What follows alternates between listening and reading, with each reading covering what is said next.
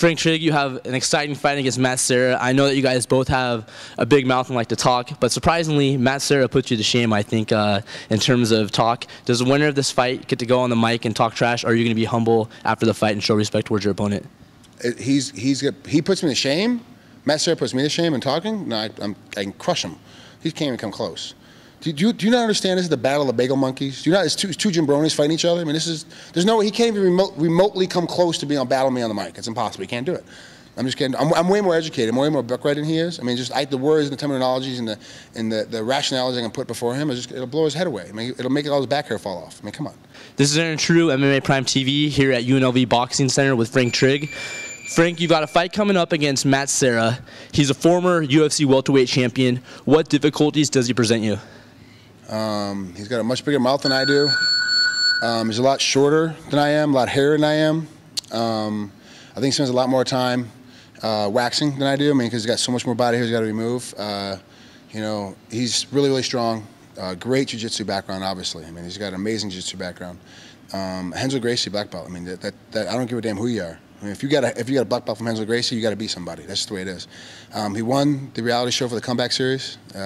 He knocked out Georges St-Pierre. For as great as a fighter as Georges St-Pierre is, I don't care if he hit him with a sledgehammer in the street corner. For you to be able to say that you knocked out Georges St-Pierre in front of all those fans, that's a big deal.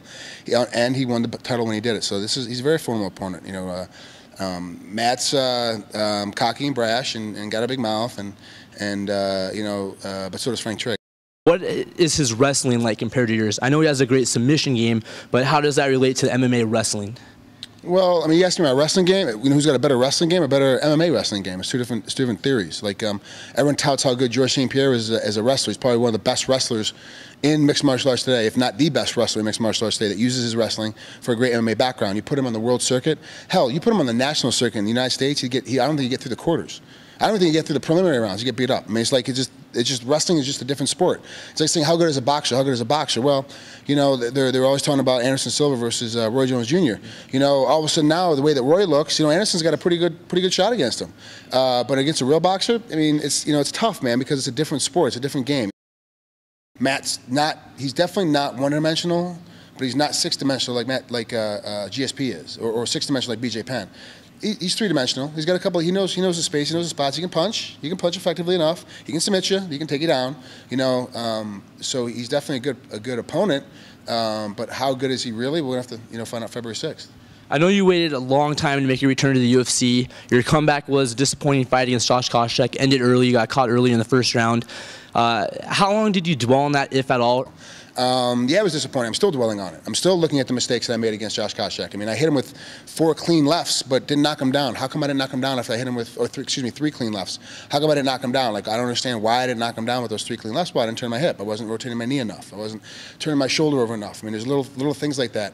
How was he able to hit me so clean with that right hand that put me down? Whether I was knocked out or not, the ref said I was, and that's just the way it is. The fight ended there. You know, I wasn't knocked out. I was completely coherent, was aware, was coming back after it.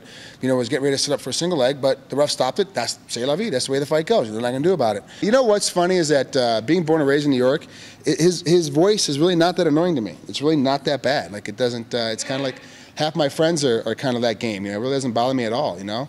I understand and I get that how he talks and how he goes, and that's just the way it is. And do I find Matt annoying occasionally? Yeah, you better believe it. Yeah. And I actually kind of think it's a loser-leaves town match, to be honest with you. It'll be my second loss in a row. I mean, the UFC will probably have no reason to keep me around at that point.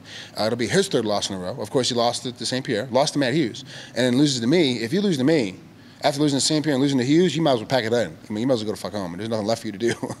If you are victorious, is Trigg versus Hughes 3 on the horizon? If he's next in line, it's gonna get me closer to a title shot and get me, hopefully get me back in that, get my chops back in me, start getting me some wins underneath my belt and get back towards hunting for the title. And he's next in line. He's number. I think Serra's ranked 10th. I beat him, and then if Hughes, I don't know what the rankings are. If I know it's GSP's 1, I know that, and I know Koscheck should be 2. I know that, but Hardy's in there somehow. I don't know. Don't even get me started on that mess. But if he's next, he's a top 5 guy, and he's the next guy. He's like, hey, if I beat him, if I beat Hughes, and I might be back in for the title shot, then I'll fight him. But if it's like, number 20 versus number 20, who really cares to see it? It's kind of stupid, you know.